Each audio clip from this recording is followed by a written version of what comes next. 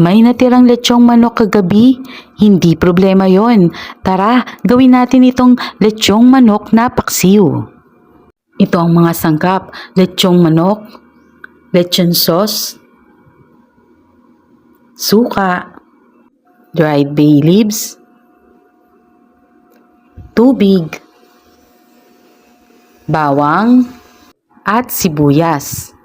Naglagay lang ako ng 2 tablespoon ng mantika sa kawali at pinainit ito. Ginisa ko ang sibuyas, bawang, at ngayon nilagay ko na yung lechon manok na natira kagabi.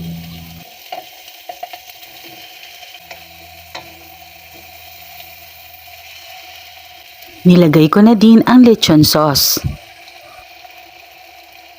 Haluin ito para kumapit ang sauce nito sa manok. Takpan at pakuluan ito ng 3 hanggang 5 minuto. Pagkatapos ng 5 minuto, haluin lang ito ng mabuti. At ngayon nilagyan ko lang ito ng tubig. Nilagay ko na din ang suka, asukal, paminta,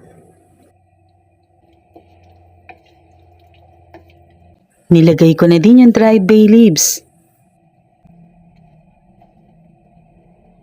Tinakpan at pinakuluan ko ito ng 8 minuto. Pagkatapos ng 8 minuto, pwede na itong iserve. Tara, kain po tayo!